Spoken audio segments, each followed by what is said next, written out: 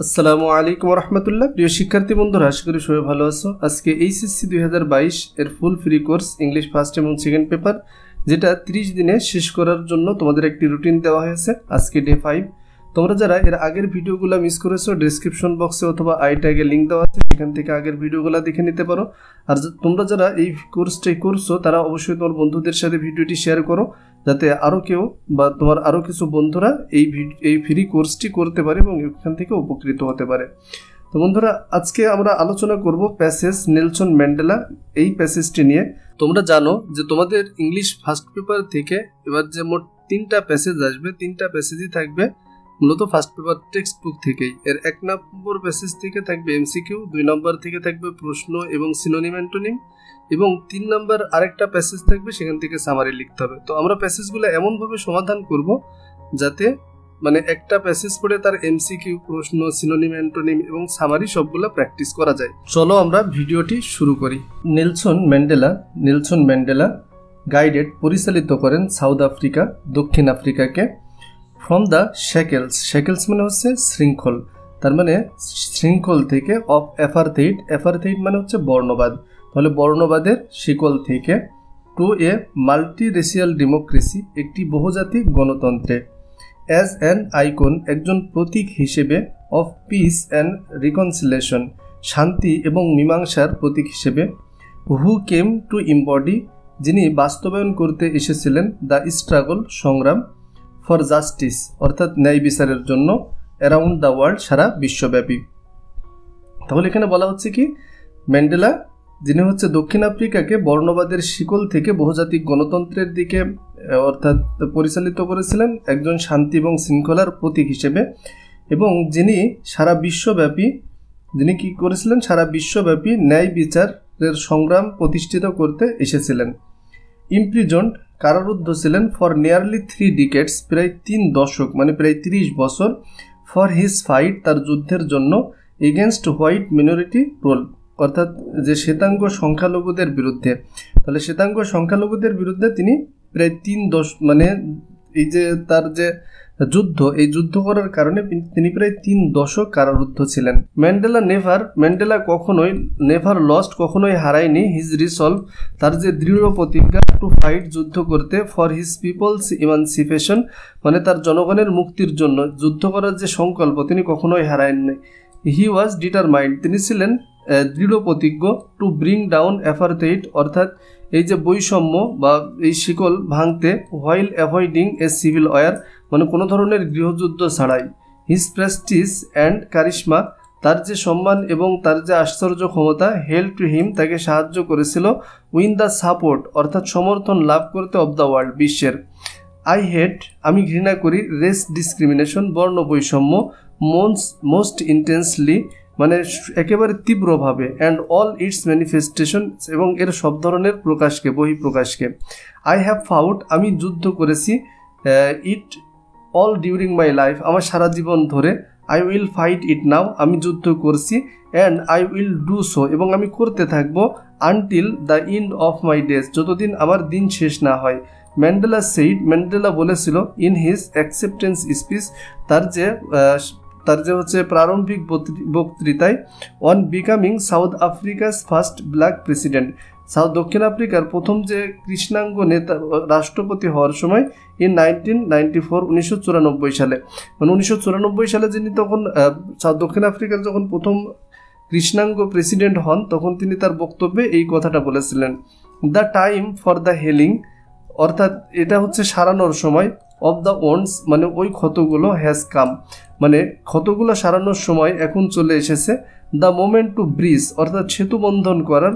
The সেমস that divided, মানে ওই গর্তগুলার, that divided আজ, যেগুলো আমাদেরকে পৃথক করেছে, হ্যাজ কাম, সেই সময়টাও চলে এসেছে। অর্থাৎ শ্বেতাঙ্গ এবং কৃষ্ণাঙ্গদের মধ্যে যে বিভেদটা ছিল, সেই বিভেদটা সরিয়ে ফেলার জন্য একটা ব্রিজ বলতে এখানে সেতু বন্ধন বোঝাচ্ছে, তো এটা তৈরি করার সময় চলে এসেছে। উই হ্যাভ, আমরা, অ্যাট লাস্ট অ্যাচিভড, অবশেষে অর্জন করেছে, অন্তত অর্জন করেছে, আওয়ার পলিটিক্যাল ইমানসিপেশন, আমাদের রাজনৈতিক মুক্তি। ইন 1993 1993 সালে ম্যান্ডেলা ওয়াজ অ্যাওয়ার্ডেড, ম্যান্ডেলাকে দেওয়া হয়েছিল the Nobel prize, Nobel peace prize, Nobel শান্তি পুরস্কার, অ্যান অনার মানে এই সম্মান হি শেয়ার তিনি ভাগ করেছিলেন উইথ FWD ক্লার্ক, FWD ক্লার্কের সাথে। তিনি কে ছিলেন? দ্য হোয়াইট আফ্রিকান লিডার, আফ্রিকার শ্বেতাঙ্গ নেতা, হু হ্যাড ফ্রিড যিনি মুক্ত করেছিলেন হিম তাকে, ফ্রম দ্য প্রিজন অর্থাৎ জেলখানা থেকে 3 years আর্লিয়ার 3 বছর আগে, অ্যান্ড নেগোশিয়েটেড এবং আলোচনা করেছিলেন দ্য এন্ড অফ দ্য অ্যাপারথেইড অর্থাৎ এই যে বর্ণবাদের যে বৈষম্য এই বৈষম্যটা দূর করেছিলেন।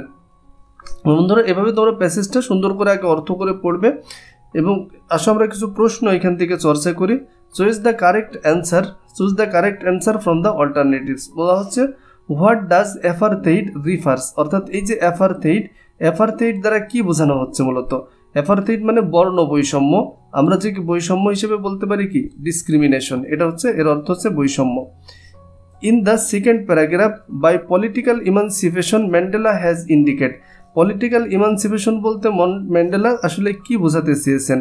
মানে হোয়াইট মিনোরিটি রুল এটাও না, ব্ল্যাক মিনোরিটি রুলও না, মূলত কমপ্লিট ডেমোক্রেসিটাকে বুঝাইছেন যে তিনি পলিটিক্যাল ইমানসিপেশন মানে কি রাজনৈতিক যে মুক্তি, সম্পূর্ণ গণতন্ত্র ফিরিয়ে আনার কথা বলেছেন। Nelson Mandela struggle for, Nelson Mandela সংগ্রাম করেছিলেন কিসের জন্য?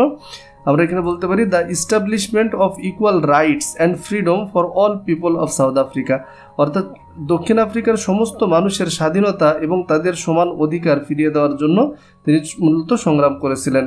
FWD ক্লার্ক ওয়াজ, এটা ম্যান্ডেলার কি ছিল? ইন ফেভার অফ মানে ম্যান্ডেলার পক্ষে ছিল। I have fought it all during my life, আমি আমার সারা জীবন ধরে যুদ্ধ করেছি।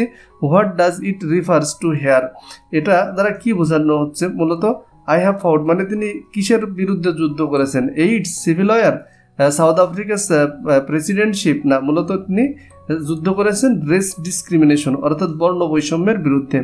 What does apartheid refers in the title, এই অ্যাপারথেইড দ্বারা কি বোঝানো হচ্ছে? এটার আগেও একবার চলে আসছে discrimination. The word icon in the text means, icon দেখো পোর্ট্রেট মানে হচ্ছে ছবি, ইমেজ মানে ছবি, সিম্বল মানে প্রতীক, আইডল মানে কোনো একটা আদর্শ বোঝানো হয়। তাহলে এখানে আইকন মূলত সিম্বল অর্থে ব্যবহার হয়েছে, তিনি একজন প্রতীক ছিলেন। What does শ্যাকেলস refers to, shackle দ্বারা আসলে কি বোঝানো হচ্ছে? শ্যাকেলস বলতে রেস্ট্রেন্টস মানে হচ্ছে কি শিকল বা বেঁধে রাখা। Racist discrimination in the line refers to অর্থাৎ এই রেস্ট ডিসক্রিমিনেশন 9 নম্বর লাইনে যে শব্দটা ব্যবহার করা হয়েছে এটা দ্বারা কি বোঝাচ্ছে? মূলত এটা হচ্ছে difference on the basic cast and Creed and colour. হ্যাঁ এটাই মানে বিভিন্ন ধরনের জাতি, রং বা বিভিন্ন বর্ণ দেখে আলাদা করা, এটা হচ্ছে রেস ডিসক্রিমিনেশন।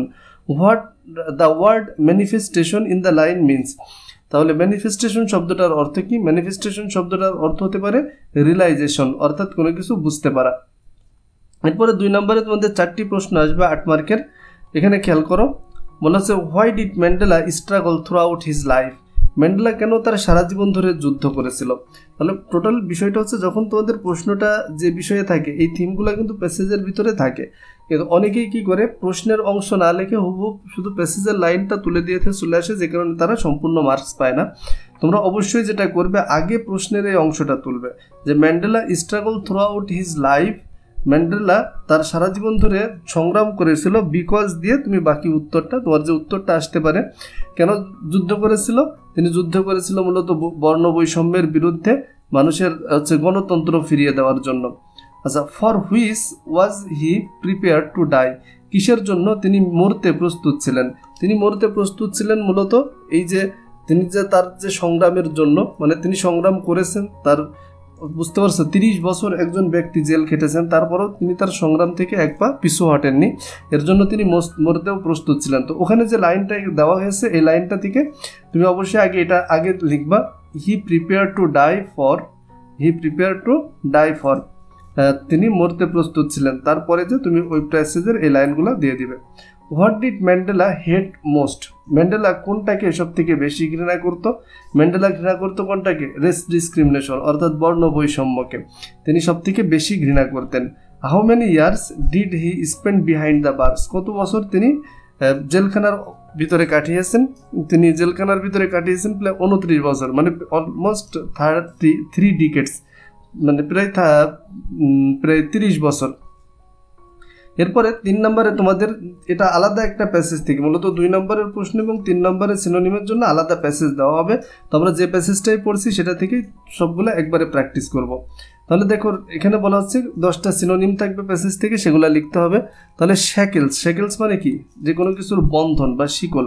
তাহলে এর অ্যান্টোনিম চেয়েছে। অ্যান্টোনিম আমরা কি বলতে পারি? অ্যান্টোনিম বলতে পারি ফ্রিডম, তাই না? শ্যাকেলস এর অ্যান্টোনিম কি হতে পারে?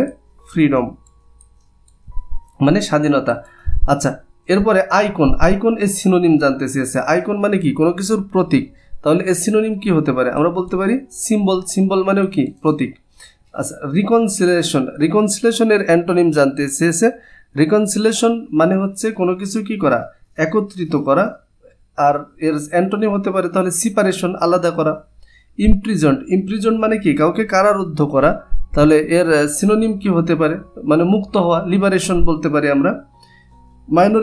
মাইনরিটি শব্দটার অর্থ হচ্ছে মানে সংখ্যা লঘু বা সংখ্যা, আর এর আমরা বলতে পারি এর অ্যান্টোনিম কি হবে? অ্যান্টোনিম হচ্ছে মেজরিটি মানে সংখ্যাগুরু। আচ্ছা, রিসলভ মানে দৃঢ় প্রতিজ্ঞ। রিসলভ এর আমরা অ্যান্টোনিম যদি হয় মানে কোনো কিছু দৃঢ় প্রতিজ্ঞ, ডাউট ব্যবহার করতে পারি। ডিসক্রিমিনেশন মানে হচ্ছে বর্ণ বৈষম্য বা ভেদাভেদ। এর অ্যান্টোনিম কি হতে পারে? অ্যান্টোনিম হতে পারে ইম্পার্শিয়ালিটি অর্থাৎ পক্ষপাতিত্ব করা। অ্যাকসেপ্টেন্স মানে হচ্ছে কোনো কিছু গ্রহণ করা। তাহলে এর অ্যান্টোনিম আরও বলতে পারি রিজেকশন অর্থাৎ কোনো কিছু কি বাদ দিয়ে দেওয়া।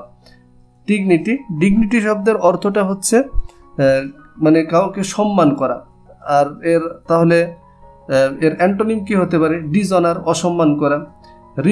রিভার্ট শব্দের অর্থ হচ্ছে মনে করো কাউকে ছোট করা, তাহলে বা কাউকে সম্মান করা, রিভার্ট। তাহলে আমরা এখানে দিতে পারি হচ্ছে সিনোনিম রেসপেক্ট। রিভার্ট এর সিনোনিম কি দিতে পারি? রেসপেক্ট। আচ্ছা, এরপরে দেখো তোমাদের এমনকি 4 নম্বরে যে গ্যাপগুলা থাকে, এই গ্যাপগুলো অনেক সময় তোমাদের এই প্যাসেজগুলা থেকেই থাকে।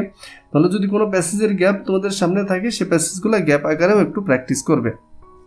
যেমন আমরা এখানে দেখো বলতে পারি একটা প্যাসেজ পড়া থাকলে একটা গ্যাপ সলভ করতে মূলত সহজ হয়। Mandela is as famous as a mythical leader বা পার্সন বলতে পারি। He is one of the most honourable person in the world.